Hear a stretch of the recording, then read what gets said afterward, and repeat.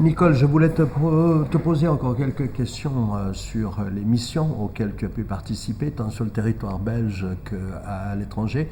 Mais avant, je voulais présenter Régine Ghislain-Wittermann. Et Régine qui aurait aussi très bien pu être pratiquement protagoniste de ce projet européen sur la mémoire vivante de la restauration. Car en fait, nous nous connaissons depuis 40 ans pratiquement. Oui. Nous sommes rencontrés à Florence, alors que tu étais en stage à Florence, et tu avais terminé ta formation en Allemagne. Et c'était probablement le premier stage que tu après la effectuais chez Marco Grassi, si je me souviens bien. C'était ça, oui. voilà. Oui. Et moi, je profitais de faire un stage à Via della Ninfa, à la surintendance. C'est comme ça que nous nous sommes rencontrés et que nous sommes dans le temps restés comme ça en contact. Je suis ravi que tu participes à cette présentation et je te remercie vivement. Et donc, Nicole voulait présenter des missions auxquelles tu as peut-être aussi participé. Pour certaines, certainement. Oui. Donc Régine et moi, nous travaillons ensemble à l'Institut depuis de nombreuses années et nous avons fait plusieurs traitements vraiment en collaboration jusqu'au traitement du Rubens d'Anvers dont on va parler plus tard, où vraiment on a travaillé ensemble sur un même tableau fait de trois panneaux. Mais alors, au sujet des missions, l'Institut, comme j'ai dit tout à l'heure, est souvent appelé à faire des sauvetages sur place. Alors, plutôt que de déplacer les œuvres jusque dans l'Institut, ce sont les restaurateurs qui vont sur place pour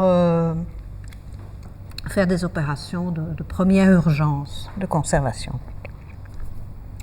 Ici, c'est un petit groupe qui est en train de faire un fixage de couches picturales sur des tableaux du grand séminaire de Bruges. Et on est resté une semaine, je crois, tout un groupe en logeant sur place, donc travailler dans ce grand séminaire où on était très bien accueillis.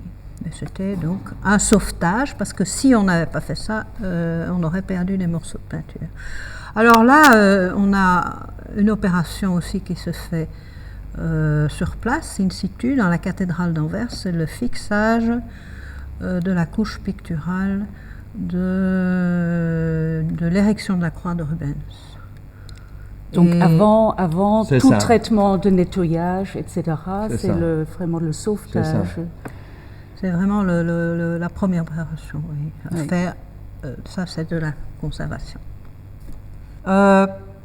Une autre mission, si on peut dire, ou en tout cas un voyage d'études que nous avons eu, alors là, Régine et moi, la chance de pouvoir faire, c'est un séjour au Japon de 3 semaines où on nous a montré les techniques de...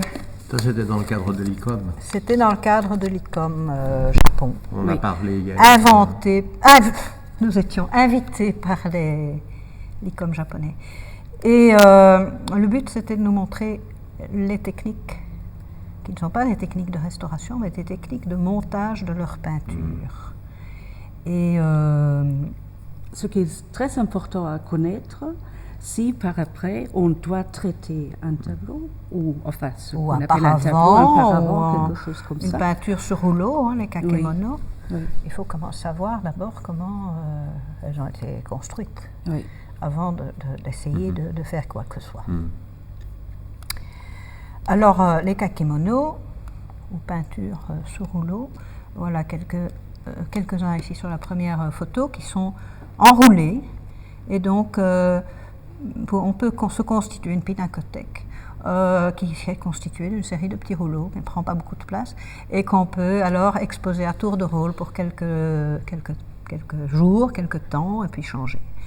Alors, ceux-ci sont des outils qui sont employés, des brosses et des couteaux qui sont employés pour faire les doublages, parce que ces rouleaux, c'est en fait un montage constitué de textiles précieux, brocart, qui entourent la peinture, et le tout doublé de papier japon.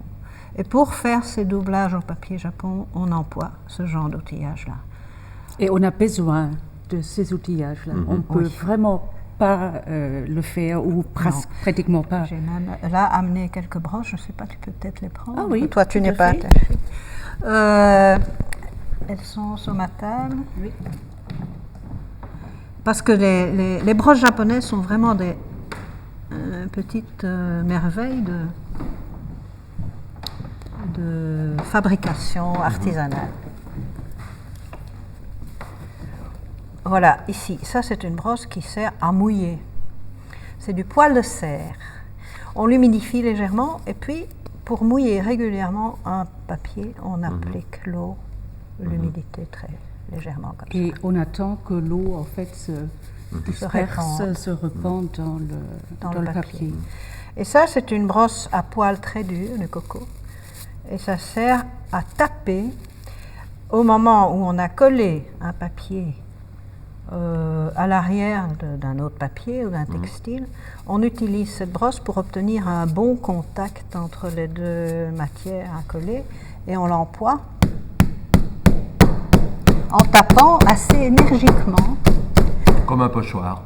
Oui. Un peu comme un pochoir. Et de cette manière-là, on supprime les bulles on chasse les. Tout à fait.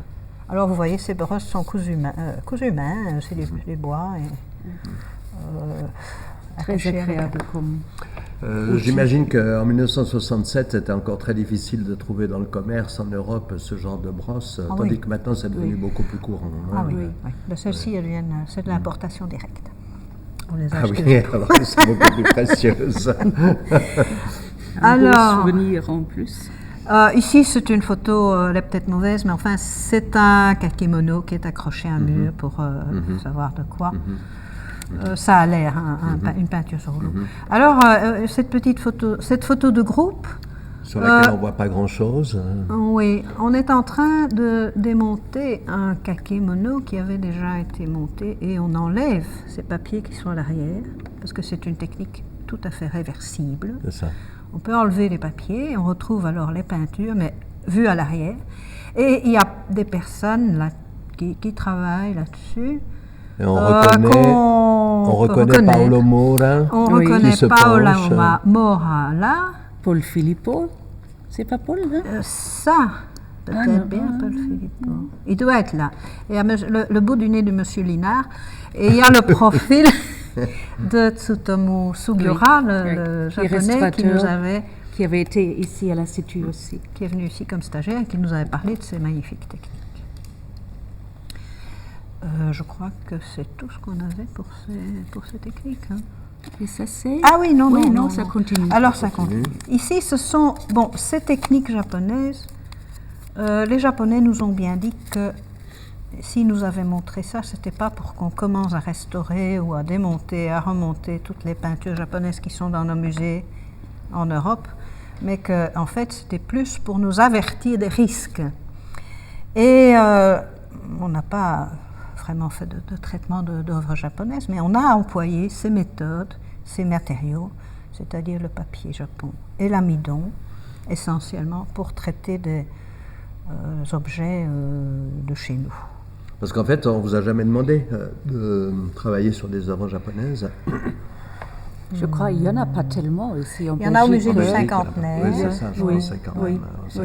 Et puis, traiter ce genre d'œuvre, ça implique une connaissance qui, au Japon, fait l'objet d'une quinzaine d'années de stage d'apprentissage. Mais lorsque vous êtes parti... Et nous, c'était 3 semaines.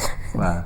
Mais lorsque vous êtes parti avec cette équipe formée par les soins de l'ICOM, vous aviez quand même une intention, ou vous aviez même peut-être des besoins déjà. Exactement, oui. En fait, mais là, la photo n'est pas oui. Monsieur Filippo Albert Philippot, avait pensé que ces techniques japonaises que Tsutomu nous avait montrées ici pourraient éventuellement être adaptées à la consolidation d'un tableau attribué à Bruegel du musée des Beaux-Arts de Bruxelles. Et, qui est un Tüchlein, donc aussi un textile fin et qui est toujours un peu difficile à traiter. Parce qu'en fait, on utilise en français ici en Belgique le terme allemand, Tüchlein, pour désigner ce type de matériaux et de techniques. Oui. Donc une peinture mate, extrêmement aqueuse. Oui, qui est susceptible de changer de couleur avec un adhésif pénétrant qui pénètre. Et ces techniques-ci permettent d'abord un ramollissement. Le papier devient tout à fait, avec l'eau, il devient tout à fait souple. Il peut épouser tous les reliefs de la toile par l'arrière. L'adhésif ne pénètre pas et même quand il pénètre, il ne colore pas. Il reste, il ne change pas il n'y a aucun risque de changer la couleur du tableau. Et puis, c'est une technique réversible parce que si on humidifie le papier à l'arrière, on peut le peler comme ceci.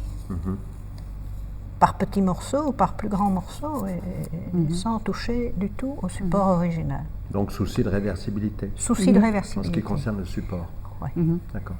Donc, ces techniques japonaises sont adaptables à certains cas de peinture de chez nous.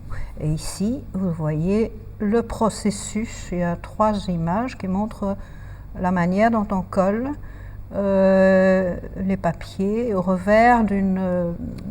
bon, l'œuvre qu'on traite n'est pas visible parce qu'elle est mise à l'envers. C'était une soie avec un texte imprimé, très fragile. Alors, le papier japon est enduit de colle. Il est soulevé au moyen d'une baguette de bois pour être transporté et posé à l'arrière de la soie. Et puis, avec la brosse, là, on voit le tapage. La brosse, on tape pour obtenir une bonne adhérence entre les deux surfaces. Après ça, on retourne le montage, on le laisse sécher, puis on pratique des mises en tension, en jouant sur la... Moyennant ce papier, justement, ce même papier. Oui, ce papier qui se détend quand il est humidifié et qui se tend quand il sèche. Et vous rentrez du Japon en pratiquant ces méthodes. Autre mission? Eh bien, nous avons encore fait une mission, si on peut... Oui, c'est vraiment, si on appelle mission des travaux qui se font in situ. Le grand triptyque de l'érection de la croix de Rubens, de la cathédrale d'Anvers. Il faut peut-être dire qu'il y a un autre grand triptyque qui est la descente de la croix, qui est plus aussi célèbre. Dans cette même église, et qui a été restauré des années avant. Ici, il est venu à l'Institut, tandis que pour celui-là, nous sommes allés à la cathédrale. C'est ça. Donc, dans une partie de la cathédrale, on avait aménagé un atelier pour pouvoir faire cette restauration. Et pendant 4 ans, Régine et moi, nous avons été, pas toute l'année, parce qu'il y a une période de l'année où il fait trop froid dans la cathédrale, où la température descend en dessous de 13 degrés, et que alors c'est plus possible, à la fois pour les restaurateurs et aussi pour les solvants. Les solvants n'agissent plus de la même manière. Donc nous avons travaillé pendant une partie de l'année, les périodes les moins froides, et dans cet atelier aménagé. Et nous sommes partagés cette surface de façon à avoir chacun une partie à nettoyer. Et on est arrivé... il fallait s'accorder parfaitement pour avoir le même degré de nettoyage sur l'ensemble du triptyque. Et ça n'est possible que si on s'entend bien, on se comprend bien. il n'y a pas une rivalité, l'un qui veut faire mieux que l'autre, ou quoi. Enfin, ça a très bien marché à ce point de vue-là. Et c'était un travail magnifique, hein. Passionnant, captivant. Je crois que... Et dans des conditions extraordinaires, parce que de on fermait la porte derrière nous, il n'y avait pas de téléphone, il n'y avait rien du tout. Ah, ces conditions-là. On était complètement... Oui. Les conditions de travail, donc. Oui. Non, Oui. parce qu'on a parlé hier avec Nicole, et Nicole soulignait en fait l'état de conservation remarquable aussi Tout à fait. de l'œuvre. Hein. Tout à fait, tout à fait. Pour illustrer la question du nettoyage, du dévernissage des tableaux, j'ai choisi cet exemple-ci, qui est un tableau de Fouquet, appartenant au musée d'Anvers, et qui a été traité par Régine, ici à l'Institut. Donc Régine pourrait expliquer un peu ce qu'elle a fait et ce qui s'est passé avec ce tableau. Oui, c'est donc un tableau, en fait c'est la moitié d'un diptyque et l'autre côté est au musée de Berlin. Un tableau très connu et très difficile parce qu'il est en fait de 3 couleurs, du rouge et du bleu et du blanc. Et c'est un tableau de 1450 à peu près qui était terriblement jauni, avec des couches de vernis très très très altérées.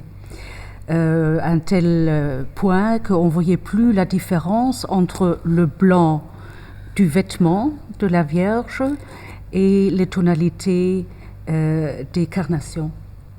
Alors ça, c'était évidemment très dommage, mais comme c'est très très fort de couleurs, et c'est un vieux tableau, on ne voulait pas enlever tout non plus, on voulait garder cette petite patine qui fait que le tout se harmonise mieux. Et ça, c'était évidemment assez difficile, mais bon, avec un très bon choix des solvants et une bonne méthode. Liliane a participé au choix des solvants? Oui, oui, tout à fait. Et la méthode d'application, nous sommes parvenus à garder vraiment une fine couche de vernis jaune sur toute la surface, et on a juste sur le bord inférieur fait une petite fenêtre à travers tout le vernis jusqu'à la couche picturale pour montrer ce que ça pourrait être si on enlevait tout. Ce vernis que vous avez conservé est le vernis original? Non, c'est pas le vernis original, mais c'est un vieux vernis. Un vieux vernis? Un vieux vernis. Et qui, comme je le disais hier et encore ce matin à Nicole, abaisse la jactance de la couleur. Oui. La jactance de la couleur, qui est cette formule merveilleuse, à mon sens, créée par Cesare Brandi. Oui, oui. Ici, c'était vraiment le grand problème. Le bleu, c'est du lapis-lazuli, qui est donc un bleu éclatant. Le rouge aussi, donc là, les chérubins rouges, c'est de la terre rouge, mais vraiment rouge. Et alors le blanc de ce blanc. Oui. Et les tons chers sont très blancs aussi. Oui. Parce que ce tableau, à l'époque, a même été appelé par... La Reine Blanche, oui, par les gens de Melun, donc, où le tableau était... Oui. Parce qu'il s'agit là d'un portrait. Ça, c'est un peu un mythe. On dit que c'est le portrait d'Agnès Sorel, qui était donc la maîtresse du roi. Si c'est vrai ou si c'est pas vrai. Mais ça n'est probablement pas un hasard s'il n'y a que ces 3 couleurs, et en particulier le rouge et le bleu. Oui, mais c'était avant la République, hein? Oui, mais non, mais c'est pas ça. Mais je crois. Oui, Arrête. non, mais c'est pas ça. Moi, j'appelais toujours, c'est la tricolore du XVe siècle. Non, parce que le bleu, c'est évidemment la couleur royale. Royale. Le bleu de France. Tout à fait. Et le rouge, c'est la couleur du roi, de l'empereur, oui. jusqu'au XIIe, XIIIe siècle et encore au-delà. Oui. D'ailleurs, on voit très bien qu'elle est vraiment traitée comme une reine, parce qu'elle a une magnifique couronne et elle porte le manteau de Hermeline, d'Hermine, donc qui est le manteau royal aussi. Autre cas de nettoyage? Oui, mais ils n'ont pas été photographiés. Ah bon? Alors les autres, ah non, ce sont des problèmes de fixage que tu voulais présenter. Des problèmes de conservation. De conservation. Alors ici, ça illustre, il y a quelques photos qui illustrent le fixage au moyen de la technique dite Philippot, avec la colle acide. Donc vous avez un exemple d'un tableau avec des soulèvements très très dangereux, on y touche, ils éclatent, les morceaux de peinture partent. D'ailleurs, on voit qu'il y a déjà pas mal qui sont partis. Ils sont soulevés en forme de toit, et donc il fallait une méthode qui permette de les assouplir, ramollir légèrement pour pouvoir les mettre en place. Et c'est une stagiaire japonaise qui est en train, Naoko je crois, qui est en train d'appliquer la colle, cette colle acide, avec beaucoup de délicatesse sur les petits morceaux de peinture, parce que rien qu'en touchant avec le pinceau, ils peuvent éclater et se déplacer. Alors l'étape suivante, on dépose, quand la colle a bien pénétré, on dépose sur l'emplacement, on a mis la colle, un papier de soie ou un papier adapté, qui a été trempé dans l'eau, qu'on dépose sur la partie où on a mis la colle. Et puis, c'est plutôt celle-ci. Et puis, on attend que ce papier sèche en surface, et alors on passe une spatule chauffée. Maintenant, on emploie des spatules électriques, et de cette manière, on peut arriver à abaisser ce soulèvement au degré qu'on souhaite, jusqu'à ce qu'il y ait un contact avec le support et que ces particules de peinture adhèrent de nouveau au support. Donc, comme j'ai dit hier, c'est une méthode qui présente un risque de ramollissement de la préparation et un risque au moment du repassage qu'on repasse trop fort, qu'on écrase. Parce qu'il ne faut pas écraser, mais il faut juste obtenir cette adhérence. Oui, très souvent, c'est vraiment le poids de l'instrument même qui suffit. Oui, il ne faut pas écraser, mais il faut simplement passer avec l'instrument chauffé. Oui. Alors ici, il y a d'autres dias qui montrent deux étapes du doublage à la cire. Ici, c'est Georges Messens qui est en train de nettoyer le revers d'un tableau sur toile qui va être doublé par une autre toile, et l'adhésif entre les deux toiles va être la cire. Tu peux présenter rapidement Georges Messens? Georges Messens, c'est un restaurateur qui est entré comme moi après avoir fait des études artistiques, fin des années 50, je suppose, donc, et qui a pratiqué la restauration, le nettoyage, la retouche des tableaux, mais qui s'est alors spécialisé dans le traitement des supports toiles, qui a surtout pratiqué le doublage à la cire, mais qui par la suite a développé d'autres techniques de doublage, comme par exemple le doublage au movilite, le doublage heat sealing, pour des toiles qui ne nécessitaient pas une imprégnation, qui demandaient simplement un renfort du support, comme on a raconté, on a parlé de ça hier. Alors l'autre photo montre le tableau après le doublage à la cire. On voit la face du tableau qui est recouverte de papier, ce qu'on appelle en termes techniques un facing ou un cartonnage, et la cire qui est passée à travers par endroits. C'est une manière de contrôler la pénétration de la cire, manière qui n'est pas d'une grande sécurité, parce que, bon, ça ne dit pas si la cire a bien pénétré partout. D'autres techniques ont été utilisées pour les toiles, pour éviter de faire des imprégnations, ou pour des toiles qui étaient en bon état mais qui demandaient simplement une remise en tension. On a fait des collages de bord avec des bandes de toile collées sur les bords pour faire alors ce qu'on appelle un strip lining. Et on a aussi utilisé des techniques avec des adhésifs synthétiques, la méthode Mera. Acrylique. Une résine acrylique épaissie. Et pour cette technique-là, on a fait fabriquer par l'Institut het Centraal Laboratorium d'Amsterdam une table aspirante. Et l'inventeur de cette table aspirante, Vishna Mehra, est venu faire des démonstrations de ces techniques. En fait, c'est des techniques alternatives. Qui, de manière artisanale, étaient déjà utilisées au début des années 50. Exactement, par Paola Cadorin, qui a fait le premier doublage avec du polyvinylacétate sur les toiles, les volets de l'orgue de Valère, qui tiennent toujours très bien. Admirablement bien. Oui. Alors, on va passer à un autre sujet. Quand je remets. C'est ça. Où est le 7? Le 7. Mais on n'a pas besoin du 7. Non. Non, il y a un 8, c'est un 8 qui est resté comme ça, inutilisé.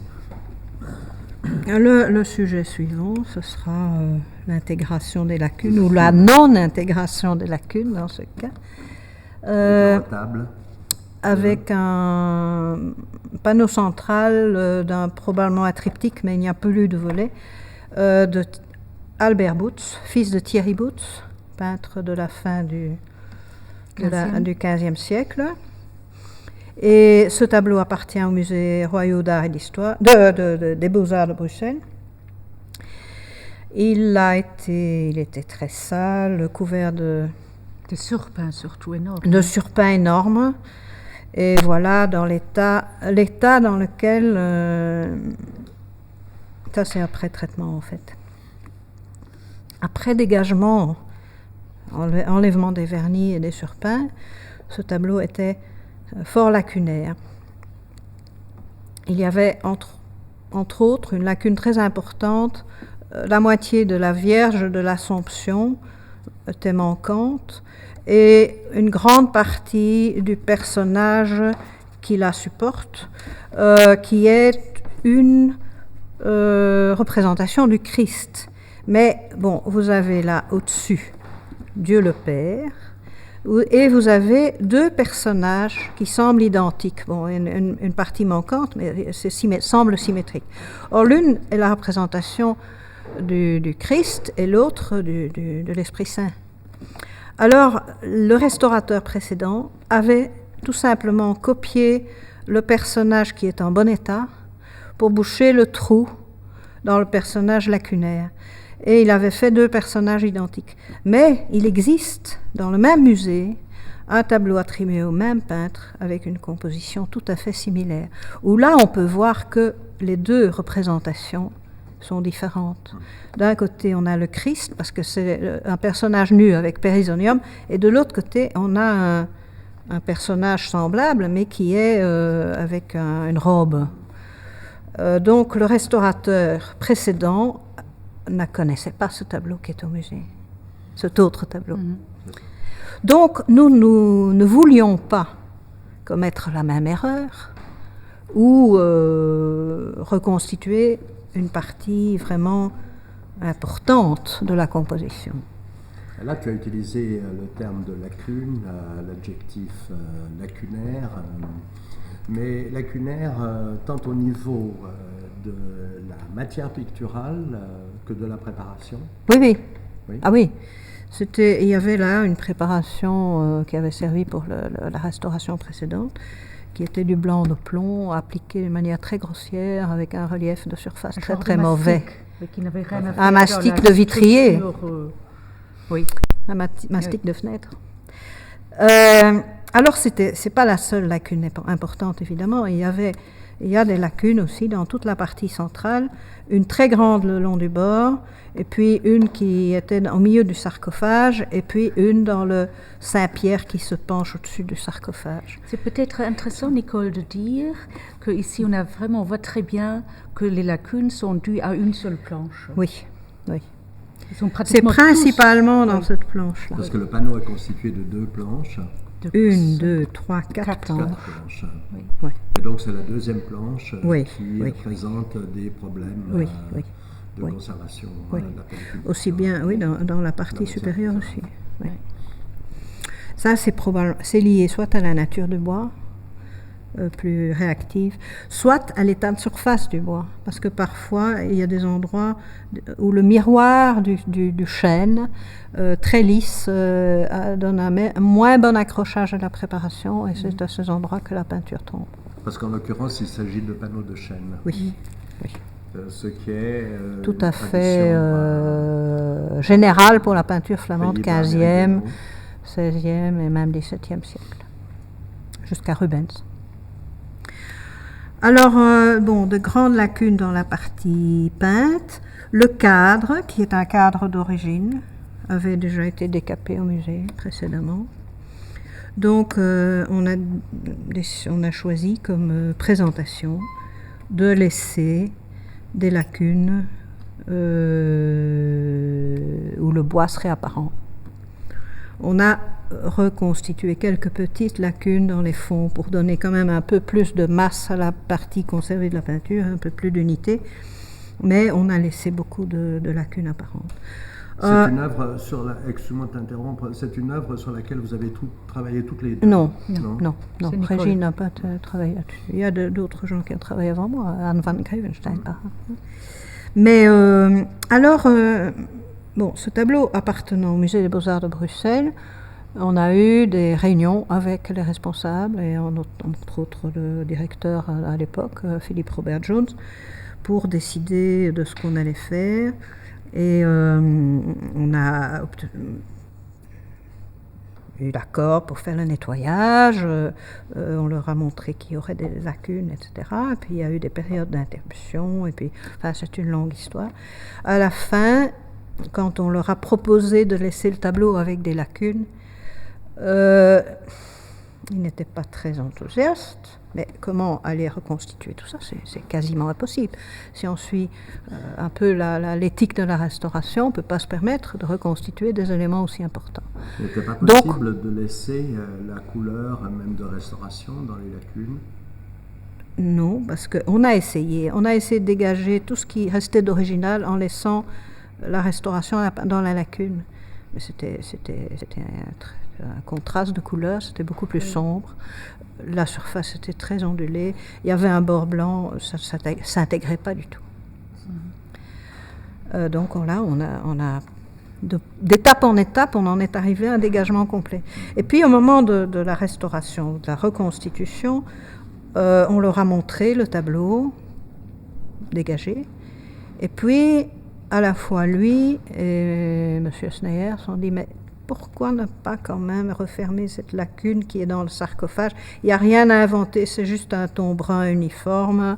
Ça redonnerait une perspective au tableau, un élément central de liaison entre la partie gauche et la partie droite, etc. Bon. Alors on a fait un essai avec un morceau de papier coloré en brun qu'on a collé là. Et quand ils sont revenus, c'est beaucoup mieux. Et voilà, l'étape suivante, ici c'est le masticage de cette lacune et la retouche de cette zone qui est maintenant, il y a ce sarcophage qui fait un bloc là au milieu, c'est un peu drôle, bizarre. Et le tableau a été reparti au musée, il a été exposé quelques années et maintenant il a disparu. C'est-à-dire il est dans les réserves. Ah, c'est ça. Parce qu'on considérait que ces lacunes sont insupportables. Je n'ai pas eu de commentaires, ni de critiques, rien. mais le tableau a disparu. Des salles. Tu as réalisé la retouche du sarcophage, et étais-tu d'accord avec le principe? Moi, je ne l'aurais pas fait. Oui. Et pour quelle raison? Parce que je trouvais que c'était plus cohérent comme démarche de laisser cette lacune dans le même état que les autres lacunes avoisinantes. Et puis, ça crée un bloc très solide, très dur, en plein milieu du tableau. Ça donne, bien sûr, une perspective, ça lie les deux parties, c'est vrai, mais c'est un peu trop dur, trop lourd. Tu as souligné le fait que ces lacunes se trouvaient sur un élément du panneau. Il y aurait donc une logique. Il y avait une logique de la lacune. Des lacunes qui oui, n'existe plus. Qui n'existe plus, qui a été supprimée par cette retouche. Et en plus, la couleur même de la lacune prend force dans l'ensemble de la composition chromatique. Comment ça? C'est-à-dire que la couleur des lacunes... Le couleur du bois. La couleur du bois. Oui. A une signification sur le plan chromatique. Ah oui, c'est bien présent. Ça joue un rôle dans la composition. Oui, inévitablement. Ouais. Dans la perception qu'on en a maintenant. On pourrait peut-être avoir eu... on pourrait souhaiter avoir quelque chose de plus neutre. Oui, ça c'est une option, le ton neutre ou l'abstraction chromatique. Il faut s'entendre sur le terme de neutralité. Voilà. Et nous, Filippo et nous, on trouvait que de laisser le bois apparent, c'était une forme de ton neutre par rapport à cette peinture, ce type de peinture, parce que en plus d'être un ton neutre par rapport au rouge, au bleu, au blanc, etc., qu'est-ce que c'est un ton neutre quand on a des couleurs aussi contrastées? En plus, ça fait partie de la structure du tableau. Et en voyant ça, immédiatement, le public reconnaît le support et comprend que ce sont des morceaux de peinture qui sont tombés. Et qu'on peut comprendre qu'on n'a pas envie de reconstituer des morceaux aussi importants parce que c'est trop grand comme surface et peut-être un peu hypothétique comme forme. Est-ce que pas dans tous les cas. Ces lacunes sont vernies? Non. Ah non. Ah non? Ah non. Pourquoi? Parce que on vernit la couche picturale pour redonner une unité entre la partie originale et les retouches pour unifier l'état de surface, pour donner plus de profondeur à la peinture elle-même. Mais le bois n'a jamais été verni. Le bois doit donner l'impression que la peinture vient de tomber et qu'il est resté propre en dessous de la peinture. Si on met un vernis, c'est donner un aspect achevé à cette surface où il y a de la peinture et du bois qui serait tout à fait incongru. Je te posais la question parce que ce sont des options qu'on ne prend pas partout. Je sais. Oui, j'ai déjà vu des sculptures vernies. Ouais. Je trouve ça extrêmement désagréable de voir des lacunes de bois brillantes. Oui. Tu es d'accord toi-même, Régine? De ne pas vernir les lacunes en bois, bien sûr, tout à fait. Je suis ici en train de travailler sur un tableau extrêmement précieux. C'est la petite Vierge à la fontaine de Jean Van Eyck du musée d'Anvers, qui était venu pour un examen préliminaire à une restauration. Depuis lors, il est revenu, il a été nettoyé, restauré par Livia de Peut. Mais ici, j'étais en train de faire un peu de consolidation de la couche picturale. Mais là, je vois deux tableaux. Oui, tu ne vois pas double. On avait dans l'atelier deux versions de cette Vierge à la fontaine. L'une qui était dans le marché d'art et qui est un tableau du XVe siècle, de très très bonne qualité. Ce Seulement le cadre était une version moderne. Et il y a une publication qui prétend que c'est un tableau aussi d'époque, enfin à l'époque de Van Eyck, que ça pourrait avoir été fait dans l'atelier de Van Eyck. Alors, comme on avait ce tableau-là, et en examen, on a demandé au musée d'Anvers de nous apporter l'autre pour faire une comparaison. Et c'était extraordinaire d'avoir ces deux tableaux l'un à côté de l'autre. La qualité de Van Eyck était vraiment nettement supérieure oui. À celle donc, il y avait de un Van Eyck, celui d'Anvers. une copie d'époque. C'est le Van Eyck oui. authentique, avec encore son cadre, avec une inscription Johannes Van Eyck Fitchit sur le cadre. Als ik kan aussi. Oui, sa devise. Sa devise. Et l'autre est une copie, peut-être bien une copie d'époque, peut-être même d'atelier, mais comment savoir? Mais sans plus la signature. Sans la signature et avec un côté sec d'une copie. Mais la dendro était tout à fait en ordre. L'étude d'ordre chronologique du bois était... 5 ou 10 ans après l'autre, quelque chose comme ça. Oui, quelque chose comme ça. Parce qu'on fait généralement l'analyse dendrochronologique. Oui, c'est un... Ici, à l'ERPA. Malheureusement, le spécialiste a pris sa pension. Il avait une longue expérience, il n'est pas remplacé. Il y a quelqu'un qui dans l'institut qui va être chargé de faire ça, mais bon, il doit tout apprendre. Et il y a quelqu'un à l'université de Liège qui se spécialise dans ce domaine, mais bon, c'est encore une de ces choses pour lesquelles il n'y a pas de continuité. Mais Winkler, qui a fait des analyses, des examens d'ordre chronologique, a précisé des dates pour des tableaux.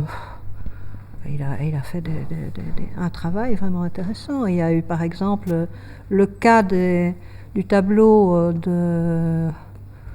est-ce que c'est Juan des Flandres, dont un panneau est à Anvers au musée Mayr-Vandenberg et l'autre au musée de Genève, étudié par Kathleen Perrier-Ditteren. Et Winkler, par un coup de génie, s'est dit, mais la courbe dendrochronologique de ce panneau, je l'ai déjà vue quelque part. Et comme ça, il a fait le rapprochement des deux courbes. Et ça a confirmé l'attribution et le fait que ces deux panneaux provenaient du même ensemble. Les planches du même arbre. Les planches du même arbre. Du même arbre. Oui. Ouais.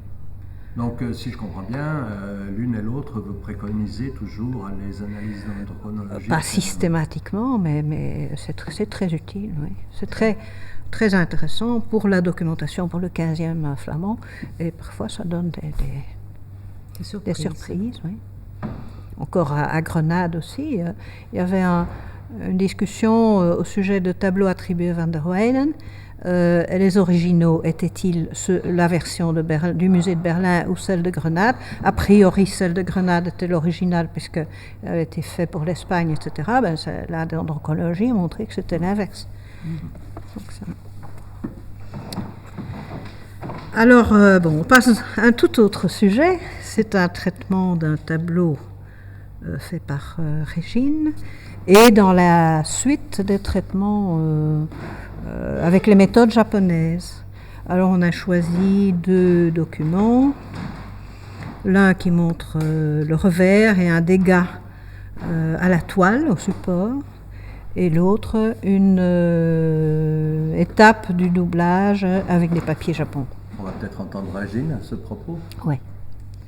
Oui, pourquoi est-ce que donc nous avons choisi cette méthode-là pour un grand tableau? Il avait 3 mètres sur 2, quelque chose comme ça. La couche picturale était une couche picturale très, très empâtée et pas vernie, mais très très très fort empâtée. Le tout était peint sur une toile de jute, comme tu vois là, très irrégulière et très affaiblie. Très cassante. Très cassante, et où les petites fibres se détachaient vraiment des fils. Alors, avec la méthode, premièrement, on ne pouvait absolument pas avoir une pénétration de l'adhésif, qui aurait pu changer la couleur de la couche picturale. Deuxièmement, on ne pouvait pas travailler avec une pression à cause des empattements. Et puis, donc, il fallait aussi penser au problème de la couture. Il y avait donc une grande couture, enfin à travers tout, bien sûr, mais qui s'était ouverte et qui avait fait une déchirure dans la toile même. Et quand on fait une autre méthode de doublage avec une toile, c'est toujours le risque d'avoir l'impression de cette couture sur la face. Double sur la face.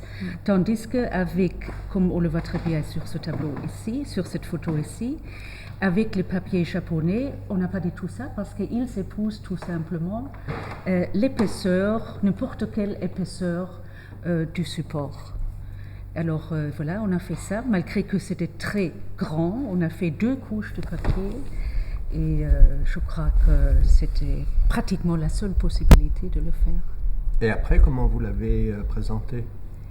Et après, il avait son châssis original qu'on a gardé, parce que là aussi il y avait des inscriptions, etc. Mais on l'a fortifié en fermant les ouvertures avec des produits, donc des cartons neutres, des plaques neutres. Et alors on a fixé tout simplement le doublage, donc le papier, sur les bords du châssis. Et quand on doit le défaire, on n'a qu'à couper le papier et tout est libre. C'est ça. Souci de réversibilité. Tout à fait. Oui. Donc là, c'est un tableau contemporain de grande dimension qu'on a fait. Oui. Qui a été réalisé il y a combien de temps environ? 15 ans 76, 83 ici, la date de la photo. Il y a une vingtaine d'années, donc grosso modo. Oui. Et vous l'avez revu? Qu'est-ce que c'est ce petit rire? On ne sait c'est un sujet délicat, mais on ne sait pas où il est. On ne sait pas où il est. Donc vous pouvez pas arriver la qualité de votre il venait choix. du conservatoire de musique, ce qui est normal parce que ça représentait Orphée. Avec sa lyre. Et après la restauration d'ici, il est allé dans une exposition, dans une banque, sur des peintures sur la musique, quelque chose comme ça. Et après ça, il a disparu. Enfin, pour nous, hein. Mais il a 3 sur 2 est mètres, quelque donc part. il ne peut pas vraiment s'égarer facilement. Non. Mais bon. On passe à un problème Alors, suivant. on va passer à un problème suivant, qui est de nouveau un problème d'intégration de lacunes. Voilà, il s'agit de la série Saint-Rombaud, c'est-à-dire que c'est une série dont... On va peut-être... Voilà. C'est une série de 25 tableaux qui est conservée à la cathédrale Saint-Rombaud de Malines, qui raconte l'histoire de la vie et des miracles de Saint-Rombaud, un saint irlandais qui est venu évangéliser nos contrées, qui est allé à Rome voir le pape, qui a été assassiné, qui, après son assassinat, a été mis dans un reliquaire. Et il y a eu des miracles qui se sont produits en présence de son reliquaire. Lorsque tu dis 25 tableaux, tu entends 25 panneaux. 25 panneaux, est-ce qu'une à partie peu d'entre près. eux sont plein double face? Ah non, non. Ça devait être... on ne sait pas comment ils étaient exposés, ni où, mais ils devaient être mis les uns à côté des autres ou les uns au-dessus des autres. Bon, enfin, tous ces panneaux datent de la fin du XVe siècle, du début XVIe, autour de 1500, et étaient attribués à Colin de Cotter. Kathleen Perrier-Ditteren, qui a fait son doctorat sur Colin de Cotter, a suivi cette restauration, a étudié ces panneaux. Un exemple d'un tableau Colin de Cotter, c'est celui-ci, qui est en très bon état. D'autres tableaux sont nettement d'une autre main, d'un autre style. Elle a pu les grouper. Donc cette étude a permis de faire des groupements à l'intérieur de la série, point de vue basé sur la stylistique et sur la technique. Alors, ils sont dans des états de conservation. Ils étaient dans des états de conservation très différents. Celui-ci en très bon état et d'autres en très mauvais état, comme par exemple celui-ci. Ils étaient tous, avant restauration, très assombris, très surpeints. Toutes ces lacunes étaient recouvertes de retouches anciennes débordant sur la peinture originale et noyées dans les surpeints, dans les vernis bruns. Donc, il a été entrepris de les nettoyer et de les remettre dans un état d'authenticité plus proche de l'original. Et au début du traitement, Kathleen Perrier a été associée à ce traitement pour faire l'étude et donc pour faire son doctorat. Et devant une quantité de tableaux dans des états très différents, on a dû opter pour une politique de présentation, de retouche ou de pas retouche de certains des panneaux les plus abîmés. Donc ceux qui étaient en bon état, les petites lacunes qui ne gênaient pas, qui ne présentaient pas de difficultés, ont été intégrées complètement. Et les autres, avec des grandes lacunes, ont été présentés avec leurs lacunes apparentes ou, si pas toutes, du moins une grande partie des lacunes apparentes. Bon, ceci est un très bel exemple. Il y a une lacune qui passe à travers trois ou quatre visages. Là, il y a deux lacunes dans le visage du roi. Ça aurait été tout à fait hypothétique de vouloir compléter, fermer ces lacunes. On aurait éventuellement pu fermer des lacunes dans des zones plus neutres, plus uniformes, mais alors on crée, en plus on enferme, au plus on isole celles qui subsistent et au plus elles font image en négatif. Donc, bien sûr, dans cette série, si on adopte ce type d'attitude, il y en a qui sont plus réussies que d'autres. Il y a des lacunes plus malencontreuses que d'autres. Malencontreuses dans quel sens? Malencontreuses au point de vue de leur situation, au point de vue de leur forme. À mon avis, je trouve enfin, que ici, ça a une certaine unité, une certaine harmonie. Lacune, partie complète. Puis la scène est lisible, donc je trouve que ça c'est assez réussi. Ici, bon, c'est un peu différent, la lacune est vraiment isolée au centre, elle a une forme bizarre, enfin elle a une forme artificielle, comme si on avait à un certain moment collé un scotch tape et puis arraché une partie de la peinture. Alors là, c'est une forme malencontreuse. Bon, est-ce que ça veut dire que pour ça qu'on aurait dû la compléter ? Enfin, bon, comme disait Philippot, père, Albert Philippot, quand on fait des retouches, on en fait ou on n'en fait pas, c'est toujours une proposition. Et on peut toujours, quelqu'un d'autre peut faire autre chose s'il veut, compléter, enlever. C'est pas irréversible, c'est pas irrémédiable. Et probablement ça sera fait plus tard. Ce qui me frappe ici, par exemple, c'est la couleur de cette lacune qui me paraît, je ne sais pas si c'est dû à la photographie, mais je ne pense pas, qui paraît plus sombre que les autres lacunes. Est-ce que c'est dû à la couleur réelle du bois ou est-ce qu'il y a eu là une intervention picturale? C'est possible. Moi, je ne sais pas. Oui, c'est possible que... Mais ça peut être dû à la photo aussi. Celles-ci sont beaucoup plus claires et qu'on aurait intérêt à teinter un peu celle-ci pour atteindre cette tonalité-là, pour qu'elle soit un peu moins apparente. C'est une restauration qui a été faite dans quelles années? Entre 67 et les années fin 80. C'est ça. À mon avis, ça fait encore partie de ces interventions qui étaient très à la mode dans les années 60, que j'appellerais brutales ou brutalistes même. Waouh!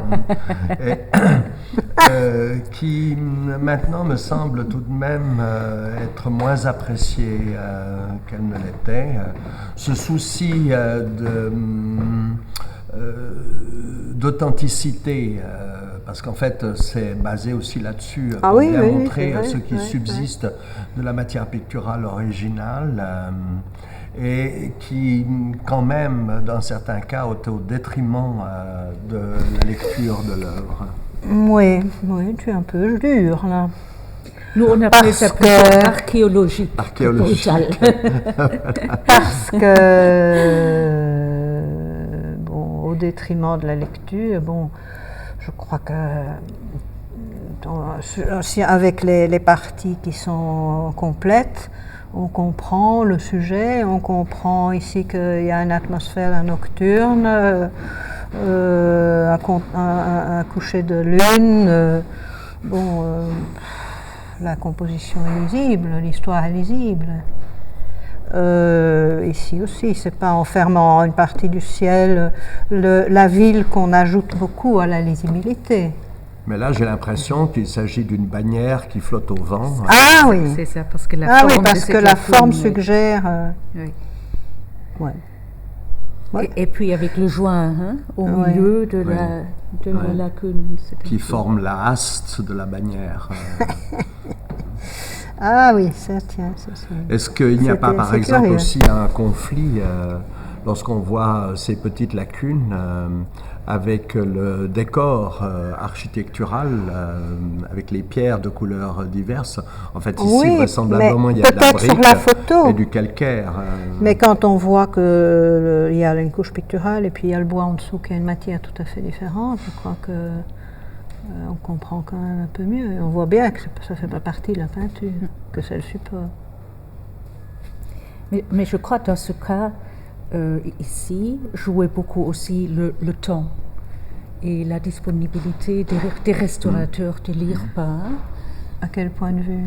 Mais si on avait tout fermé, tout mastiqué et tout retouché, ça aurait pris plus de temps. Ça aurait pris encore 10 ans de plus. Oui, non, mais ça, je ne pense pas. Non, personnellement, je ne pense pas parce que je pense que j'aurais aimé.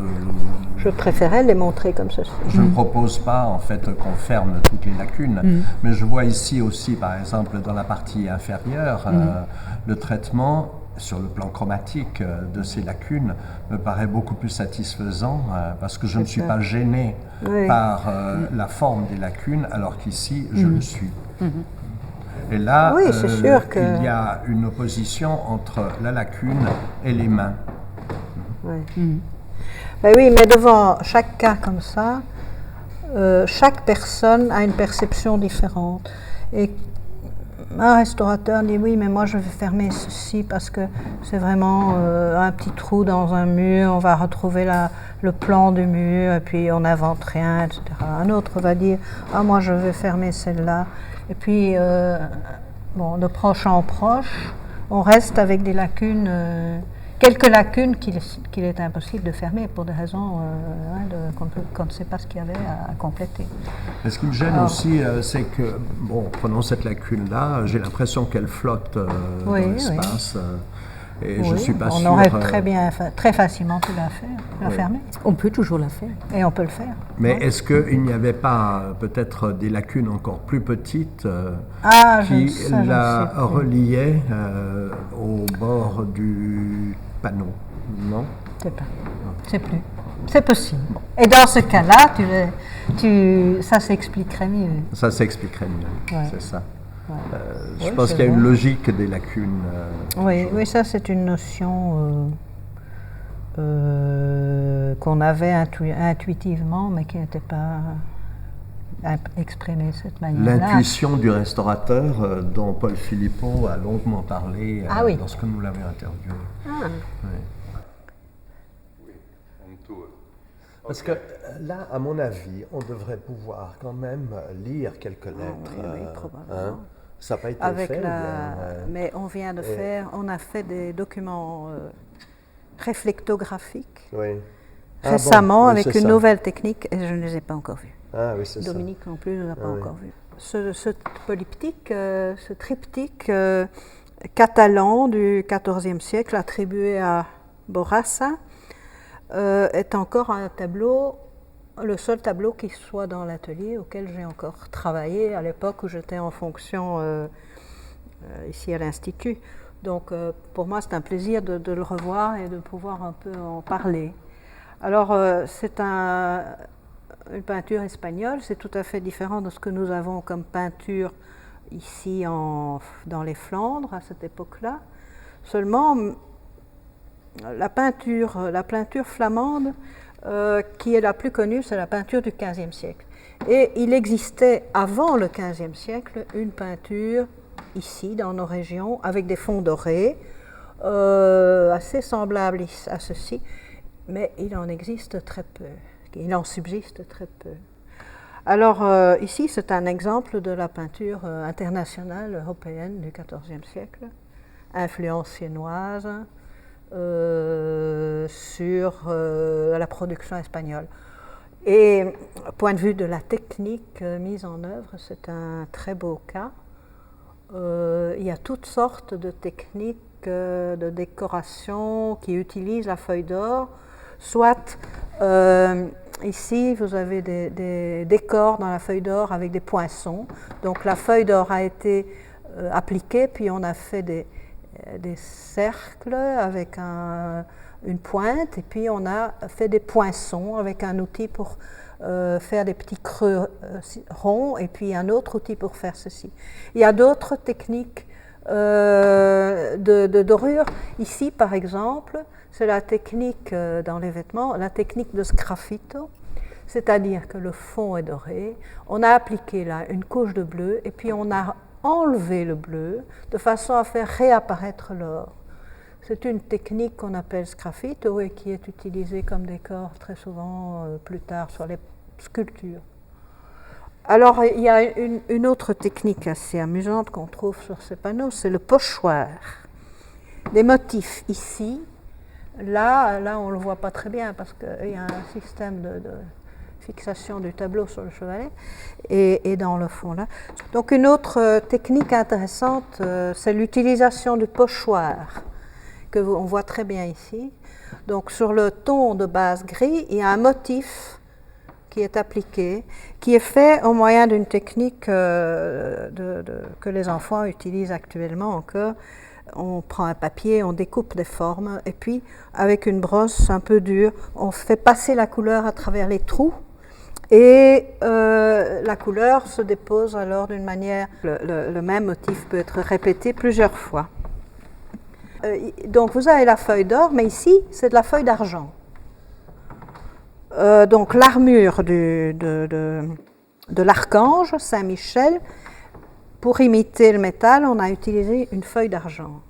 Et sur cette feuille d'argent, ici, on voit des restes d'un vernis jaune qui sont probablement le vernis d'origine, parce que la feuille d'argent, comme l'argenterie, s'oxyde quand elle est à l'air et elle devient noire. Donc, elle a besoin d'être protégée par un vernis. Et ceci, nous l'avons conservé, mais il est possible que ce soit le vernis d'origine. Ce n'est pas absolument certain, mais c'est possible.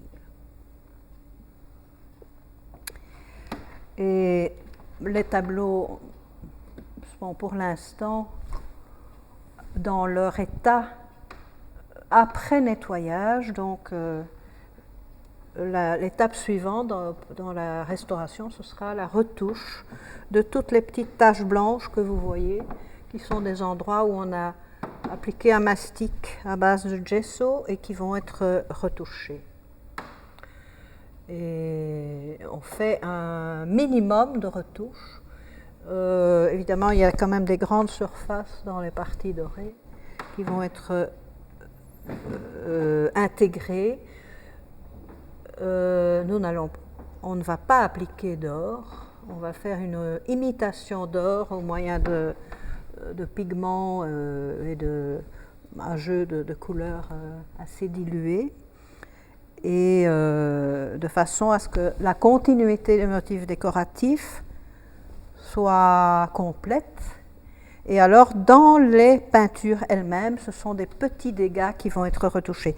Les dégâts les plus importants, qui sont dans la partie basse, et qui sont provoqués par l'humidité qui a dû être plus importante dans la partie basse, ces dégâts-là ne seront pas reconstitués. On va laisser les lacunes apparentes, ouvertes, parce que ce sont des éléments trop importants pour pouvoir se permettre de les compléter.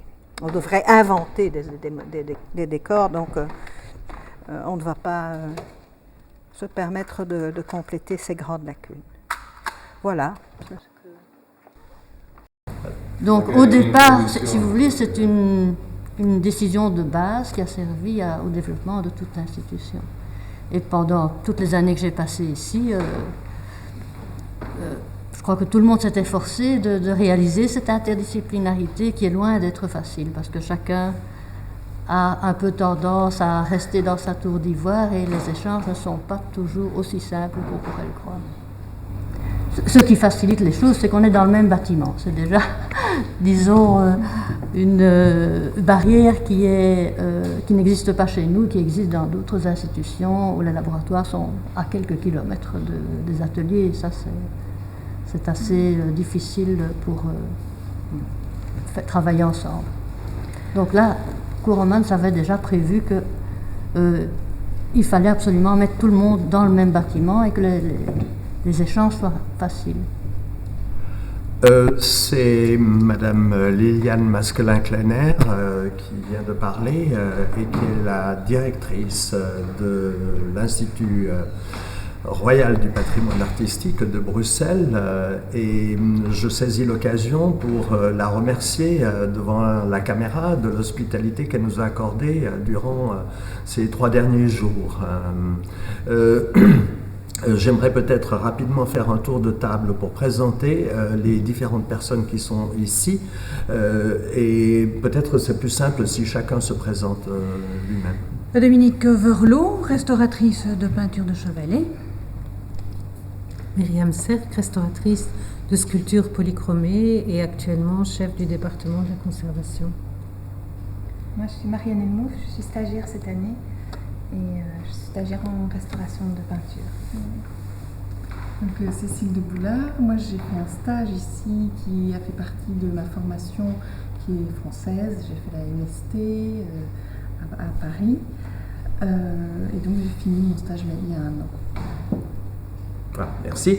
Je proposais tout à l'heure qu'on débatte peut-être de la situation actuelle de la profession de restaurateur et de l'avenir de cette profession, puisque nous nous retrouvons pratiquement que des restaurateurs autour de cette table, à part Liliane Masquelin, qui est scientifique chimiste de formation et qui, de par la position administrative qu'elle occupe, connaît parfaitement les problèmes qui se posent à la profession de restaurateur, et non seulement par la position administrative sur le plan national belge, mais sur le plan international aussi. Alors, qui veut peut-être donner son point de vue sur la situation? Oui, moi je voudrais peut-être, d'une manière très générale, comme je suis une vieille dame, j'ai disons 30 ans d'expérience, j'ai vu une évolution nettement favorable. Quand je suis entrée à l'Institut, il n'y avait en Belgique en tout cas aucune école qui formait des restaurateurs. Et de ce point de vue-là, on a fait un grand progrès. Il y a actuellement 2 très bonnes écoles, comme on est en Belgique, l'une néerlandophone, l'autre francophone. Et actuellement, on peut dire qu'il est possible en Belgique d'étudier la restauration d'une manière convenable. Donc là, il y a déjà un grand progrès. Et tu considères que la création d'écoles qui permettent une formation professionnelle est un élément favorable au développement de la profession? Oui, absolument.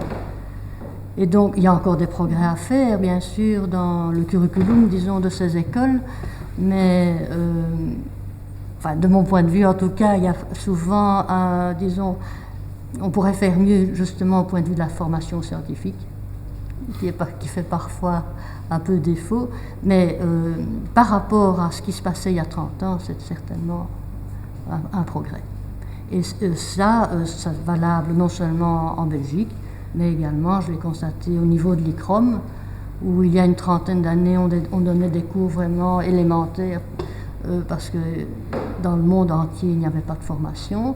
Actuellement, ces cours élémentaires ne sont plus nécessaires parce qu'à peu près la plupart des pays ont mis au point un système d'éducation valable. Donc là, il y a vraiment on peut être optimiste en tout cas de ce point de vue-là. Et j'espère que ça va encore s'améliorer dans les années à venir. Et l'amélioration, quelle serait-elle? Eh bien justement de faire des vrais professionnels. Parce qu'avant ça, donc, on était formés sur le tas et la formation dépendait de la valeur de celui qui vous formait, de celui ou celle qui vous formait. Tandis que maintenant, il y a un consensus au point de vue international. Les gens se rencontrent pour dire il est nécessaire. Enfin, là je donnerai la parole à Myriam qui est plus au courant que moi. On se rend compte qu'il est nécessaire de donner tel et tel cours et disons que la discussion permet d'améliorer progressivement l'enseignement. Je mettrais quand même un bémol. Bémol, absolument, parce que simultanément à la croissance et au développement correct de quelques grandes écoles, il y a une multiplication d'écoles champignons, exact, oui. Cours du soir, cours privés. Et comme les grandes écoles n'ont pas encore leur reconnaissance, en tout cas en Belgique, au niveau de l'État belge, les diplômes ne sont pas encore reconnus. Il y a un mélange de toutes sortes de diplômés qui arrivent sur le marché et qui provoquent, à mon sens, de plus graves dégâts qu'il y a 20 ou 30 ans.